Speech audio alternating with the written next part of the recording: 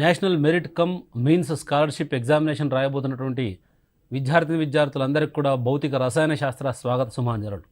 పిల్లలు, ఈరోజు రెండవ టాపిక్ అయినటువంటి ఘర్షణ అనేటువంటి అంశాన్ని మనము నేర్చుకుందాం. అంతకంటే ముందు అసలు ఈ ఘర్షణ అంటే ఏంటి? మీరు చాలా సందర్భాలలో కింద జారి పడిపోయినటువంటి సందర్భాలు ఎక్కువ శాతం చూసుంటారు. బాగా వర్షం పడ్డప్పుడు అక్కడ ఏదో ఒక రోడ్డు పైన సడన్గా స్లిప్ అయి పడిపోయినటువంటి సందర్భాలు మీరు చూసుంటారు. ఇలా జారి పడిపోవడానికి కారణం ఏమై ఉంటుంది? ఇలాంటి సందర్భాలని వీటిలో ఉన్నటువంటి కొన్ని సినాప్సిస్ గురించి ఈరోజు మనం నేర్చుకుందాం. ఇక్కడ ఫోర్సెస్, పిల్లలు ఇక్కడ మీ స్క్రీన్ చూసినట్లయితే forces acting on a body and effect of frictional force. అందులో వర్టికల్గా ఇక్కడ మీరు పక్కన చూస్తున్నటువంటి ఫ్రీ బాడీ డయాగ్రామ్ ఏదైతే ఉందో ఆ ఫ్రీ బాడీ డయాగ్రామ్లో 4 రకాల డైరెక్షన్స్ మనకు కనపడుతున్నాయి. అందులో మనం వర్టికల్ డైరెక్షన్లో అంటే ఈ పొడుగ్గా ఈ రకంగా మనం చూసినట్లయితే ఒకసారి చూడండి, ఇక్కడ ఈ డైరెక్షన్లో అంటే పొడుగ్గా this is called a vertical direction. ఈ వర్టికల్ డైరెక్షన్ గురించి మనం మాట్లాడుకుందాం. ఓకే, సో మనకిక్కడ వెయిట్ ఆఫ్ ద బుక్ని మనము డబ్ల్యూగా డిఫైన్ చేయవచ్చు. That is called a gravitational force. ఇక్కడ చూద్దాం, that is called a weight of the book యొక్క వెయిట్ అది. Reaction force applied by the floor N, that is called a normal force. So కింద నుంచి మనకు అప్లై చేసినటువంటి ఇప్పటివరకు ఈ బలాలన్నీ కూడా మనము ఇంతకుముందు బలం అనేటువంటి టాపిక్లో మనం నేర్చుకోవడం జరిగింది.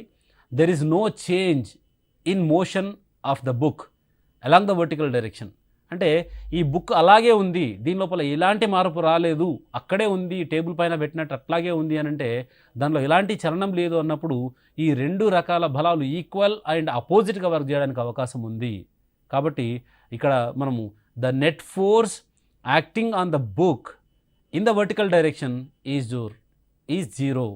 అంటే ఈ వర్టికల్ డైరెక్షన్లో దాని లోపల ఎలాంటి చలనం లేదు అని అన్నప్పుడు 2 రకాల బలాల యొక్క ఫలిత బలం శూన్యం. దాన్ని మనం ఇక్కడ ఒక బలం డబ్ల్యూ, రెండో బలం నార్మల్ ఫోర్స్, ఈ రెండింటి యొక్క బలం ఇక్కడ శూన్యంగా మనం డిఫైన్ చేస్తున్నాం. ఇక్కడ ఎన్ ఇటు ట్రాన్స్పోజ్ చేసినట్లయితే we will get the W is equals to ఎన్గా మనం డిఫైన్ చేయవచ్చు. సో ఇప్పుడు మనము రెండో రకంగా హారిజంటల్ డైరెక్షన్లో, అంటే ఇక్కడ మనం చూసినట్లయితే ఈ వైపులో ఇప్పుడు ఈ డైరెక్షన్ గురించి హారిజంటల్ డైరెక్షన్లో మనము ఈ 2 రకాల ఫోర్సెస్ గురించి మనం ఇప్పుడు మాట్లాడదాం. The speed of the book is decreasing gradually in the horizontal direction. అంటే ఏదైనా ఈ బుక్ పైన నేను ఇక్కడ నుంచి ఫోర్స్ అప్లై చేయడం వల్ల ఏమైంది, కొద్ది దూరం అలా పోయి అక్కడ బుక్ కాసేపు పోగానే ఆగిపోయింది. అంటే ఫస్ట్ ఇక్కడ స్టార్టింగ్ స్టేజ్లో అది ఎంత బలంగా ఎంత స్పీడ్గా మూవ్ అయిందో కొద్ది ప్లేస్ పోయిన తర్వాత దాని యొక్క స్పీడ్ తగ్గిపోవడం, ఆ తర్వాత ఇంకొద్ది దూరం పోగానే ఇంకా దాని యొక్క వేగం తగ్గిపోవడం, ఇంకా కొద్ది దూరం వేగం తగ్గిపోయి అక్కడ ఆగిపోవడం అన్నటువంటి సందర్భం మనం ఇక్కడ చూడవచ్చు. So the book has acceleration opposite to the direction of motion, it is called deceleration. అంటే ఇలా ఈ డైరెక్షన్లో పోతున్నప్పుడు దీనికి ఎదురుగా ఏదో ఒక బలం దాన్ని ఆపుతున్నది అని చెప్పేసి మనం అనుకున్నాం. దాన్ని మనం ఫ్రిక్షనల్ ఫోర్స్గా మనం చెప్పినాం మొదటి చాప్టర్లో. మరి ఈ రకంగా పనిచేసేటువంటి దాన్ని మనం డిసెలరేషన్గా మనం చెప్పొచ్చు. అంటే the book has a acceleration opposite the direction of motion, it is called a deceleration. So ఈ యాక్సెలరేషన్ గురించి మనం విన్నాం, కానీ డిసెలరేషన్ని ఈ అంశంలో మనం కొత్తగా నేర్చుకోవడం జరిగింది. The speed of the body moving in a straight line changes continuously, then we say that the body has acquires an acceleration. అంటే ఇలా బాల్ ఇలా మూవ్ అవుతూ ఉంది. సో యాక్సిలరేట్ అంటే ఏంటిది? దీనికి ఇంకా కొద్దిగా మనం ఫర్ ఎగ్జాంపుల్ ఒక బాల్ని ఇలా మూవ్ అవుతూ ఉంది, వెనకాల నుంచి మనము కిక్ చేసి దానికి ఇంకా ఎక్స్ట్రా ఫోర్స్ మనం ఇచ్చినట్లయితే దాని యొక్క వేగంలో పెరుగుదల కనపడుతుంది. అంటే ఐదర్ ఇంక్రీజ్ ద వెలాసిటీ, బాగా పరిగెత్తుకుంటా బాల్ వస్తున్నదని చేసి మీ కాలు చేత అడ్డంగా అట్లా కాలు అడ్డం పెట్టి దాన్ని ఏం చేస్తున్నారు, మీరు దాని యొక్క వేగాన్ని తగ్గించారు. అంటే తక్కువ వేగంతో వచ్చిన దానికి ఇంకా ఎక్స్ట్రా మీ యొక్క బలాన్ని ఇచ్చి దాని యొక్క వేగాన్ని పెంచవచ్చు. ఎక్కువ వేగంగా వస్తున్నటువంటి బాల్ని మీ కాలు చేత ఆపి దాని యొక్క వేగాన్ని తగ్గించవచ్చు. అంటే వేగంలో మార్పు ఏదైతే ఉందో, ద చేంజ్ ఇన్ వెలాసిటీ ఏదైతే ఉందో, that is called we can call it as a యాక్సెలరేషన్గా మనం డిఫైన్ చేయవచ్చు.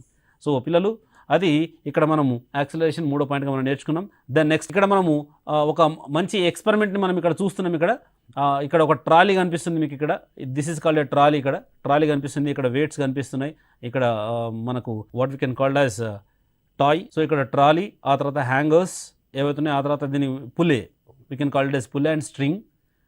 ఈ మెటీరియల్స్ అన్నీ కనపడుతున్నాయి. దీని ద్వారా మనం ఏం నేర్చుకుంటామనంటే ఈ అన్ని ఏవైతే మెటీరియల్స్ ఉన్నాయో are used to understand the nature of friction and the concept of static friction. ఈ నేచర్ ఆఫ్ ఫ్రిక్షన్ గురించి కానీ, అంటే ఘర్షణ యొక్క స్వభావం గురించి, ఆ తర్వాత ఇక్కడ స్టాటిక్ ఫ్రిక్షన్ అనే ఈ రెండు అంశాల గురించి ఈ ఎక్స్పెరిమెంట్ ద్వారా మనం నేర్చుకోవచ్చు. So the force which opposes the relative motion of two surfaces of body in contact is called frictional force. అంటే రెండు బాడీస్ ఒకదానికొకటి మనకు అటాచ్మెంట్లో ఉన్నప్పుడు దాని యొక్క అంటే కాంటాక్ట్లో ఏదైతే అపోజిట్ డైరెక్షన్లో అప్లై చేసేటువంటి ఏదైతే రిలేటివ్ మోషన్ ఉందో దాన్ని మనం ఇక్కడ ఫ్రిక్షనల్ ఫోర్స్గా మనం చెప్పవచ్చు. సో ఇక్కడ మనము ఈ ఫ్రిక్షన్ని మనము రెండు రకాలుగా డిఫైన్ చేయవచ్చు. ఒకటి స్లైడింగ్ ఫ్రిక్షన్ అని, రెండోది స్టాటిక్ ఫ్రిక్షన్ అని. పిల్లలు ఒకసారి మీరు జాగ్రత్తగా ఇక్కడ అబ్జర్వ్ చేసినట్లయితే ఇక్కడ ట్రాలీ ఉంది. ఇక్కడ ఈ ట్రాలీని మీరు అబ్జర్వ్ చేసినట్లయితే ట్రాలీ పైన ఒక వుడెన్ బ్లాక్ కూడా ఉంది. మనము అంటే ఈ స్లైడింగ్ ఫ్రిక్షన్ని కావచ్చు లేదా స్టాటిక్ ఫ్రిక్షన్ని రెండు మనం అవగాహన చేసుకుందాం. ఇక్కడ వెయిట్స్ వేసిన కొద్దీ ఏమవుతుందంటే ఈ రెండూ కూడా సేమ్ అదే విధంగా మూవ్ కావడం మనం గమనించవచ్చు. ట్రాలీ మూవ్ అవుతుంది, దానిపైన ఉన్నటువంటి బ్లాక్ కూడా రెండు మూవ్ అవుతాయి. దీనిలో ఎలాంటి చేంజ్ రాలేదు. ఇటు ట్రాలీ ఇదే డైరెక్షన్లో మూవ్ అయింది, అక్కడ పైన మనకు వుడెన్ బ్లాక్ కూడా మూవ్ అయింది. ఇంకా కొద్దిగా ఫోర్స్ ఎక్కువగా మనము అప్లై చేసినట్లయితే ఇంకొద్దిగా మూవ్ అవుతున్నది.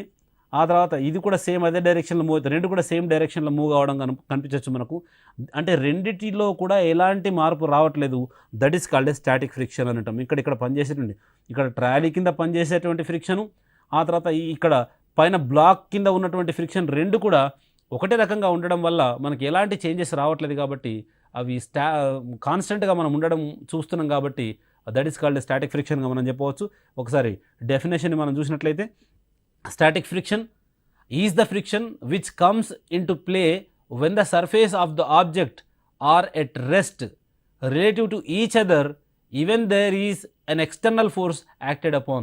అంటే ఎక్స్టర్నల్ ఫోర్స్ అయినప్పటికీ కూడా ఈ రెండిట్లో కూడా ఎలాంటి మార్పు లేకుండా అలాగే ఉంది. అంటే దాని లోపల ఎలాంటి చలనం లేదు.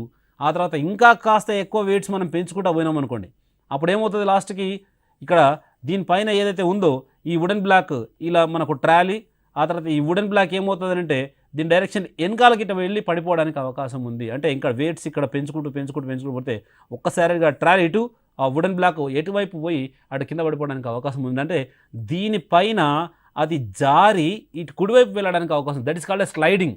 అంటే దీనిపైన జారి అటువైపు వెళ్ళడానికి అవకాశం ఉంది. కాబట్టి మనం స్లైడింగ్ ఫ్రిక్షన్గా ఆ రెండు మధ్యన ఉన్నటువంటి ఫ్రిక్షన్ మనం స్లైడింగ్ ఫ్రిక్షన్గా మనం చెప్పవచ్చు. Sliding friction is the friction. ఇక్కడ డెఫినేషన్ మీరు అబ్జర్వ్ చేయండి. ఇక్కడ sliding friction is the friction which comes in to play when the surface of one object moves relative to the surface of another ఆబ్జెక్ట్గా మనం ఇక్కడ డిఫైన్ చేయవచ్చు. So now in this activity there exist two types of frictional force at a time. రెండు రకాల forces మనం ఇక్కడ పనిచేయడం చూడవచ్చు. The friction between surface of the table and trolley, అంటే టేబుల్కి ట్రాలీకి మధ్యన ఉన్నటువంటి ఫ్రిక్షన్ ఒకటి. The static friction that exist between the surface of trolley and wooden block kept on it. ట్రాలీకి వుడెన్ బ్లాక్కి మధ్య ఉన్నటువంటి ఫ్రిక్షన్ మనం స్టాటిక్ ఫ్రిక్షన్ కూడా మనం చెప్పుకోవడం జరిగింది. సో ఇక్కడ మనము ఈ రెండు రకాల ఫ్రిక్షన్ని మనము ఆ ఎక్స్పెరిమెంట్ ద్వారా మనం నేర్చుకోవడం జరిగింది. Now observing the variation of ఫ్రిక్షన్లో రకరకాల మనము వేరియేషన్స్ మనం ఇప్పుడు చూస్తాం. ఇక్కడ పక్కన ఒక పిల్లాడు ఉన్నాడు. సో తను ఒక బాక్స్ పైన ఏం చేస్తున్నాడు, ఒక little bit of force apply చేస్తున్నాడు. ఇక్కడ మనకు ఫ్రీ బాడీ డయాగ్రామ్లో కూడా మనం ఇక్కడ చూస్తున్నాం. ఇక్కడ బాక్స్, ఆ తర్వాత ఇక్కడ ఫోర్స్ అప్లై చేస్తున్నాడు. This is called friction. ఈ రెండు కూడా అప్లై చేయడం ఇక్కడ చూస్తున్నాం మనం. పుషింగ్ ఇన్ ఫస్ట్ కేసులో మనం అబ్జర్వ్ చేసినట్లయితే pushing A heavy box with a small force.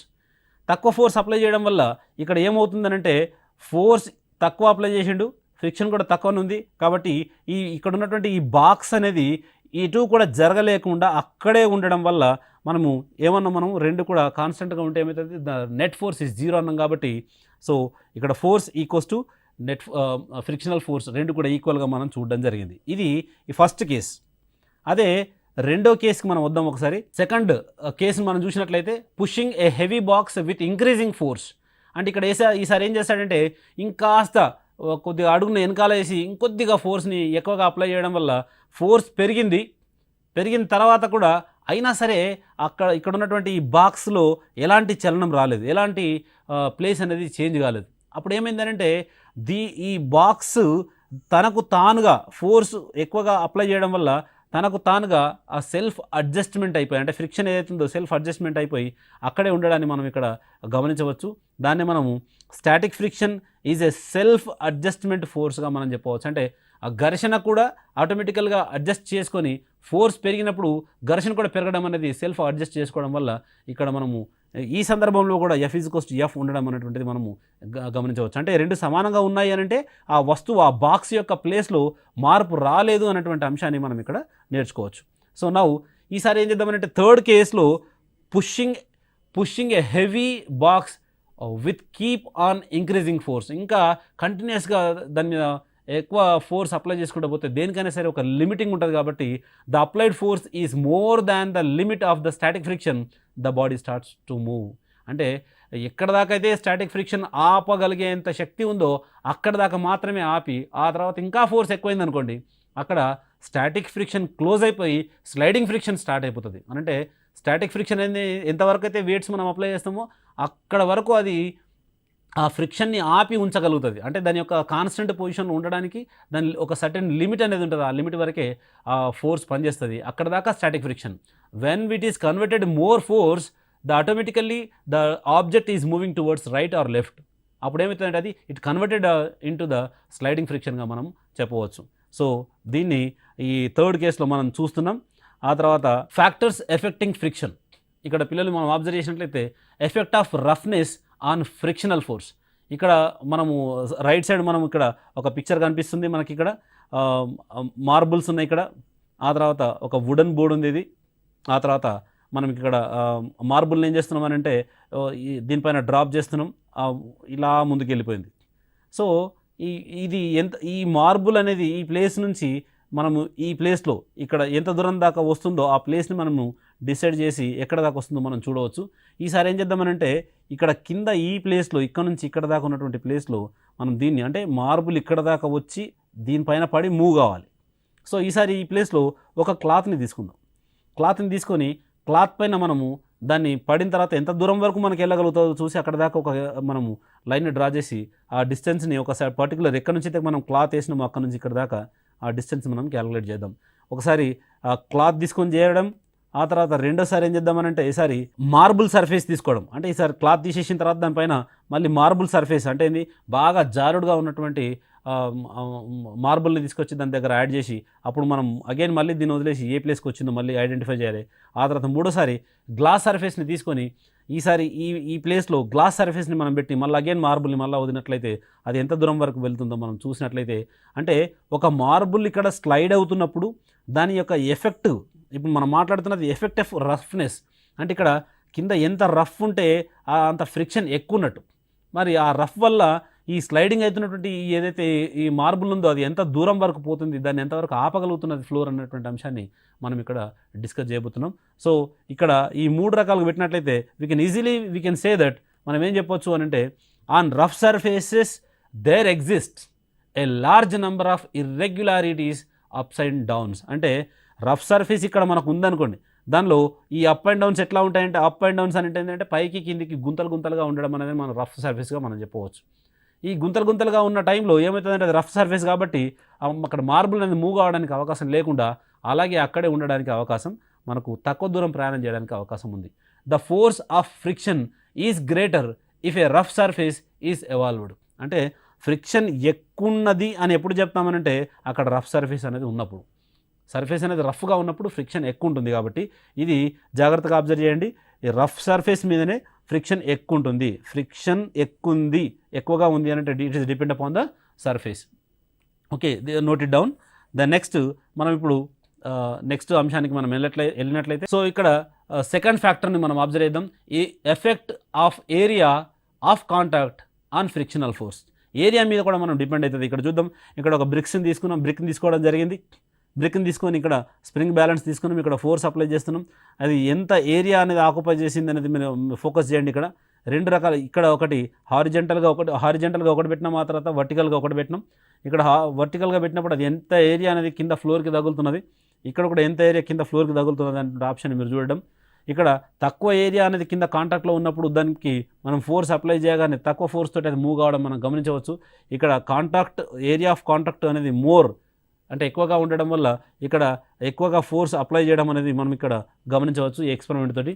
So దీంతో వాట్ వీ కెన్ లెర్న్ అని అంటే, సో ఎఫెక్ట్ ఆఫ్ ఇక్కడ ఏరియా అనేది ఇక్కడ మీరు అబ్జర్వేషన్లు అయితే ఏరియా ఆఫ్ కాంటాక్ట్ అనేది ఎఫెక్ట్ ఇవ్వడం జరుగుతుంది దేనిపైన అంటే ఫ్రిక్షనల్ ఫోర్స్ పైన. So we can decide the frictional force the area of contact దానిపైన డిపెండ్ అయ్యి మనకు చెప్పవచ్చు అని చెప్పవచ్చు. ఓకే, దాని నెక్స్ట్ మరి తర్వాత మూడో ఆప్షన్కి మనం వచ్చినట్లయితే effect of normal force on friction. అంటే ఈసారి ఏం చేద్దామనంటే మనము ఇంతకుముందు ఏదైతే తీసుకున్నామో ఆ బ్రిక్ పైనే ఇంకొక బ్రిక్ తీసుకొచ్చి మనం ఈ విధంగా యాడ్ చేయాలి. అంటే మనం వర్టికల్గా ఈ విధమైన ఫోర్స్ని అంటే నార్మల్ ఫోర్స్ని మనం ఇంక్రీజ్ చేస్తున్నాం. దానిపైన ఇంకొక బరువు పెట్టినప్పుడు ఏమైంది, నార్మల్ ఫోర్స్ ఇంక్రీజ్ అయింది. సో నార్మల్ ఫోర్స్ ఇంక్రీజ్ అయినప్పుడు ఏమవుతుంది, మనం ఇక్కడ ఇటువైపు లాగుతాను, మనం ఫోర్స్ ఇటు అప్లై చేస్తాను. ఇంతకుముందు ఒక బ్రిక్ ఉన్నప్పుడు దాని యొక్క ఫోర్స్ ఎంత అయింది, అంతకంటే ఎక్కువనే అవుతుంది కానీ తక్కువ కాదు. సో అట్లాంటప్పుడు దీనికి ఆపోజిట్ డైరెక్షన్లో పనిచేసే ఫ్రిక్షన్ కూడా ఎక్కువ అవుతుంది. అంటే నార్మల్ ఫోర్స్ ఎక్కువ కావడం వల్ల ఇటువైపు అప్లై చేసే ఫోర్స్ ఎక్కువ అవుతుంది. అట్ ద సేమ్ టైం దానికి ఆపోజిట్గా డైరెక్షన్లో ఫ్రిక్షనల్ ఫోర్స్ కూడా మనకి ఎక్కువ కావడం చూడవచ్చు. అంటే నార్మల్ ఫోర్స్ ఇంక్రీజ్ అయితే so automatically the friction also increases. So both are increases కాబట్టి ఫర్ ఎగ్జాంపుల్ డిక్రీజ్ చేసిన అనుకోండి, తీసేసిన అనుకోండి, ఆటోమేటికల్గా ఫ్రిక్షన్ కూడా డిక్రీజ్ కావడం మనం చూడవచ్చు. అంటే ఈ కేసులో ఒకటి ఇంక్రీజ్ అయితే ఇంక్రీజ్ కావడం, ఇంకోటి డిక్రీజ్ అయితే డిక్రీజ్ కావడం అనేటువంటి ఆప్షన్ ఏదైతుందో దాన్ని మనం డైరెక్ట్లీ ప్రపోర్షనల్, ఈ proportional this is called A proportional symbol. So దీన్ని మనం డైరెక్ట్లీ ప్రపోర్షనల్గా చెప్పవచ్చు. అంటే ఒకటి పెరిగినప్పుడు ఇంకోటి పెరగడం, ఒకటి తగ్గినప్పుడు ఇంకోటి కూడా తగ్గడం, రెండు సమానంగా ఉన్నప్పుడు మనం ఈ డైరెక్ట్లీ ప్రపోర్షనల్ అటువంటి అంశాన్ని మనం ఇక్కడ దీన్నే అనులోమానుపాతం అని చెప్పేసి తెలుగులో మనం అంటాం. ఓకే, సో మరి నెక్స్ట్ స్లైడ్కి మనం వెళ్ళినట్లయితే friction is not necessary. So పిల్లలు ఇప్పుడు మీరు ఇక్కడ ఫ్రిక్షన్ అనేది మనకు అవసరమా అనేటువంటి అంశాన్ని మనం ఇప్పుడు డిస్కస్ చేద్దాం. Friction is not necessary. Yes, so friction is not necessary అనేటువంటిది ఒక సందర్భం. ఫ్రిక్షన్ అవసరమా, మనకు అవసరం లేదా. సో అవసరం లేకపోతే ఎలా ఉంటుంది అనేటువంటి అంశాన్ని మనం చూద్దాం. Try to walk on slippery surfaces. అంటే కింద బాగా జారుడుగా ఉన్నటువంటి ప్లేస్లో మనము కాలు పెట్టుకుంటూ మనము బతికినన్ని రోజులు అలాంటి జారుడు బండల మీదనే చేస్తున్న ప్రతి పని, చేతిలో ఒక వస్తువు పెట్టినాం అనుకోండి అది జారిపోయింది. ఒక కార్లో కూర్చున్నారనుకోండి ఆ స్లిప్పరీ అయిపోయింది, అది ఆ బైస్కిల్ ఎక్కిరనుకోండి జారిపోయింది, స్కూటర్ మీద ఎక్కినట్టు జారిపోయింది. ఇట్లాంటి ఏ సందర్భంలో అయినా సరే అన్ని వస్తువులు మీ చేతిలోంచి జారిపోతున్నా ఉన్నాయనుకోండి, carpenter will not be able to smooth in the surfaces. అంటే ఒక సర్ఫేస్ని స్మూత్ చేయాలంటే జారిపోతుంది. So you will not be able to hold the any appliances. మీ చేతిలో ఏ వస్తువును కూడా మీరు అట్లా పట్టుకోవడానికి అవకాశం లేదు. So it will not be possible to write with pen or pencil if there is no friction. రాయడానికి కూడా మనకు పెన్సిల్ తోటి పేపర్ మీద రాయడానికి కూడా ఛాన్సెస్ లేదు. అంతేందుకు మీరు నిలబడ్డ చోట ఆ విధంగా నిలబడడం కూడా ఛాన్స్ లేదు. చెట్లు కూడా ఒక చోట ఉండవు, ఇలాంటి బిల్డింగ్లు ఉండలేవు, మీ ఇంట్లో మీ అమ్మ నాన్నతో కూడా మీరు ఒక దగ్గర ఉండలేకపోతారు if friction is not necessary. So మరి ఒకవేళ ఫ్రిక్షన్ లేకపోతే అంశాన్ని చూసినాం, ఫ్రిక్షన్ ఈజ్ నెసెసరీ అనే అంశాన్ని ఇప్పుడు మనం చూద్దాం. Friction is undesirable to in the machinery పార్ట్స్లలో మనకి చాలా అత్యవసరంగా అవసరం పడతాయి. Friction is responsible for over heating and wearing out of moving పార్ట్స్లలో కావచ్చు. Then next you need to apply oil or grease to your bicycle parts in order to make it move smoothly. అంటే చైన్లో మనకి గట్టిగా పట్టుకున్నప్పుడు ఏమైతే మనం oil వేసి దాన్ని స్మూత్గా చేయడానికి అవకాశం ఉంటుంది. ఏదైనా మన గేట్ కనుక ఏదైనా విండోస్ పెట్టాలంటే కూడా అవి గట్టిగా ఉన్నప్పుడు మనం ఆటోమేటికల్గా ఆయిల్ వేసి మనం దానికి స్మూత్నెస్ చేస్తాం. అక్కడ ఫ్రిక్షన్ ఎక్కువ ఉండడం వల్ల మనకు స్మూత్నెస్ కోసం మనం అక్కడ యాడ్ చేస్తూ ఉంటాం. Okay, so friction produces heat. ఇక్కడ మీరు రెండు చేతులను ఒకసారి గట్టిగా రబ్ చేసినట్లయితే ఆటోమేటికల్గా మీ వేళ్ళు గరంగా వేడిగా ఉండడాన్ని మనం అబ్జర్వ్ చేయవచ్చు. ఇక్కడ పక్కన మ్యాచ్ బాక్స్ కూడా ఉంది మనకు అక్కడ striking A match stick against the surface of the match box. అంటే దానిపైన ఆపోజిట్ బలం ఒక దగ్గర అప్లై చేయడం వల్ల ఫ్రిక్షన్ ఆపోజిట్గా పనిచేయడం వల్ల ఈ హీట్ జనరేట్ కావడం వల్ల అక్కడ ఉన్నటువంటి పాస్ఫరస్ ఏదైతుందో ఆటోమేటిక్గా ఫైర్ కావడం జరుగుతుంది. So match stick catches fire because of increasing in temperature by friction వల్ల మాత్రమే అక్కడ రావడం జరుగుతుంది. సిమిలర్ వే మనం ఇక్కడ హైయర్ ఎడ్యుకేషన్లో మీరు నేర్చుకుంటారు. Spacecraft returning to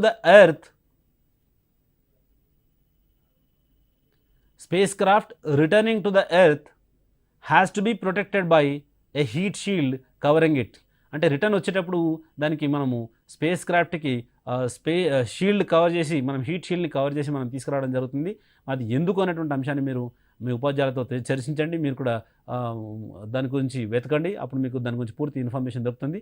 so friction can produce heat అనేది కూడా ప్రొడ్యూస్ చేస్తుంది.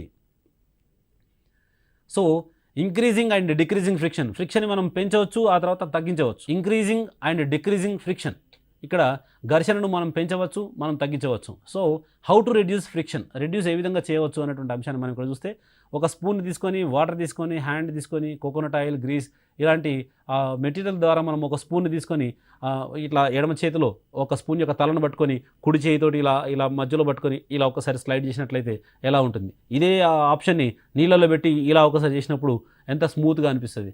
దానికి మనము ఒక ఆయిల్ పెట్టి ఇలా అన్నప్పుడు ఎలా ఉంటుంది, గ్రీస్ పెట్టి దాని లోపల చేస్తే ఎట్లా ఉంటుంది. అంటే ఇది ఎక్స్పెరిమెంట్ ద్వారా ఫ్రిక్షన్, అప్పటిదాకా గరుకుగా ఉన్నటువంటి స్పూను ఏమవుతుంది, ఆటోమేటికల్గా దాని యొక్క ఫ్రిక్షన్ని తక్కువ చేసిన వాళ్ళం అవుతాం.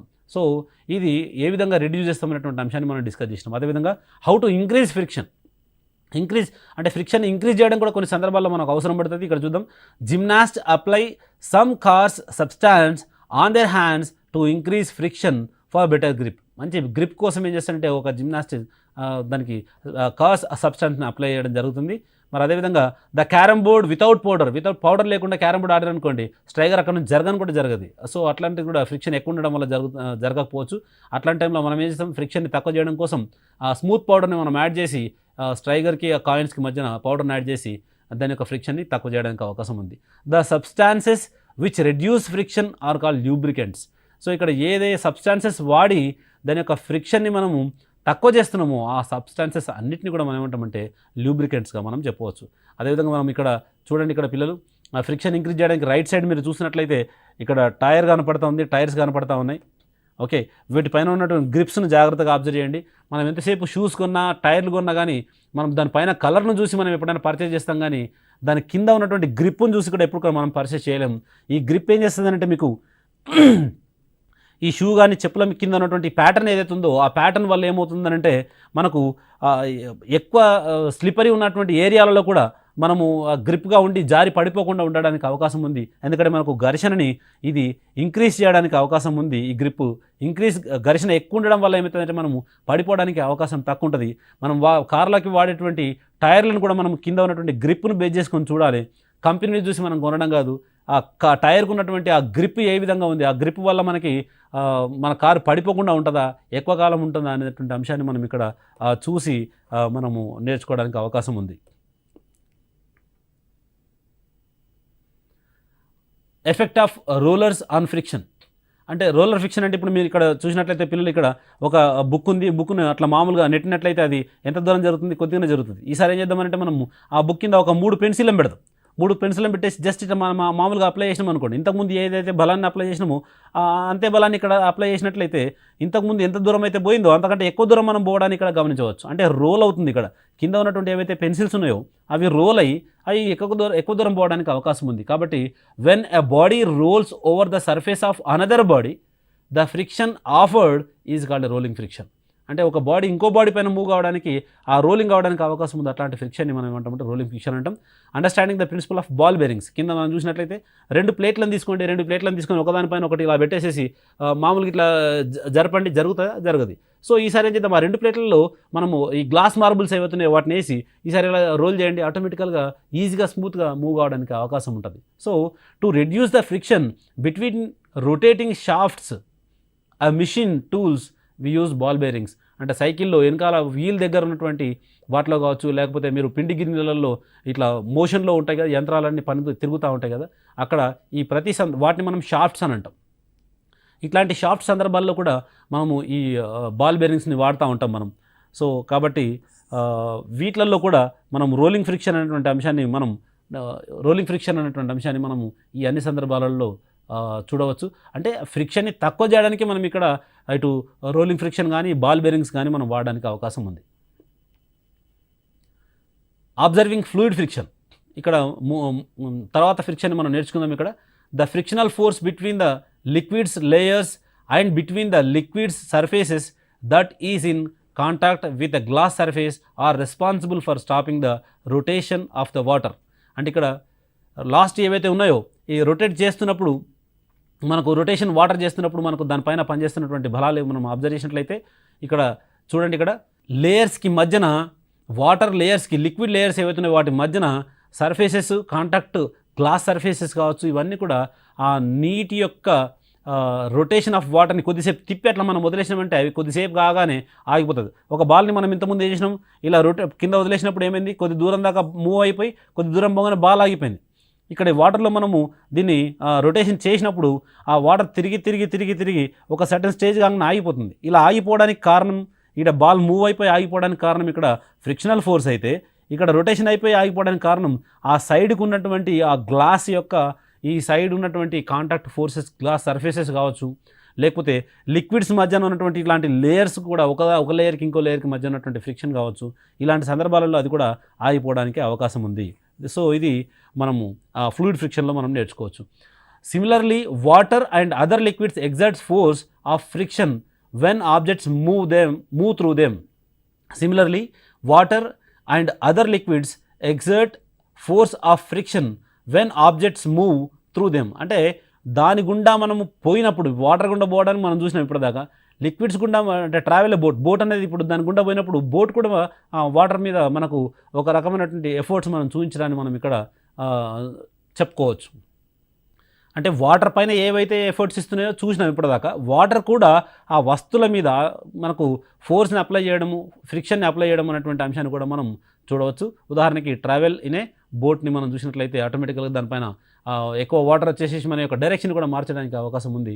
So gases and air also offer friction to bodies like aeroplanes, jets when the move through the air. అంటే ఒక్క వాటర్ మాత్రమే కాదు, మరి గ్యాసెస్ కావచ్చు, ఎయిర్ కూడా మనకు ఆపోజిట్గా ఫ్రిక్షనల్ ఫోర్స్ అప్లై చేయడానికి అవకాశం ఉంది. మరి వీటిని మనం ఏమంటామనంటే the common name for gases and liquids is fluids. అంటే గ్యాసెస్ని మనం లిక్విడ్స్ని మనం ఏమంటామంటే ఫ్లూయిడ్స్గా మనం చెప్పవచ్చు. Fluids exert force of friction on objects in motion through them. So the frictional force exerted by fluids is also called a drag. So ఇక్కడ ఈ ఫ్లూయిడ్ ఏదైతే ఈ ఫ్లూయిడ్స్ పైన మనం ఏదైతే ఫ్రిక్షనల్ ఫోర్స్ ఎగ్జర్ట్ చేస్తున్నామో దాన్ని మనం డ్రాగ్ అని చెప్పొచ్చు. మరి identifying the factors influencing the fluid friction. ఇక్కడ మనం చూసినట్లయితే ఏదైనా సమస్య మనకు వచ్చింది అని అనుకున్నప్పుడు, ఫర్ ఎగ్జాంపుల్ ఇక్కడ చూద్దాం మనం, the objects move through fluids, they have to overcome friction acting on them. So objects are given a special shape. అంటే ఈ ఫ్లూయిడ్స్ గుండా మనము మూవ్ అవుతున్నప్పుడు వాటి దగ్గర ఉన్నటువంటి ఫ్రిక్షన్ని ఓవర్కమ్ చేయాలి అని అంటే ఏం కావాలి, ఒక స్పెషల్ షేప్ అంటూ మనకు కావాలి. ఇట్లాంటి సందర్భాలు వచ్చినప్పుడు ఇక్కడ సైంటిస్ట్ మనల్ని ఏం చేస్తారనంటే ప్రకృతిని మనము ఎక్కువగా ఆస్వాదించడం జరుగుతుంది. ప్రకృతిలో ఉన్నటువంటి వస్తువులను, బర్డ్స్ని చూసినప్పుడు వాటి ద్వారా వాళ్ళకు సొల్యూషన్స్ మనము రావడాన్ని మనము గమనించవచ్చు. ఈ సందర్భంలో మరి ఒక పర్టికులర్ షేప్ ఉన్నప్పుడు మాత్రమే దీన్ని ఓవర్కమ్ చేయొచ్చు అని అనుకున్నప్పుడు ఇక్కడ బర్డ్ని చూడండి, ఆ బర్డ్ యొక్క వింగ్స్ని చూడండి. సేమ్ అదేవిధంగా మనకు ఏరోప్లేన్ని మనం ఇక్కడ అదే ఆకారంలో తయారు చేసి ఇట్లాంటి ఫ్రిక్షన్ని ఓవర్కమ్ చేయడాన్ని మనం ఇక్కడ చూడవచ్చు.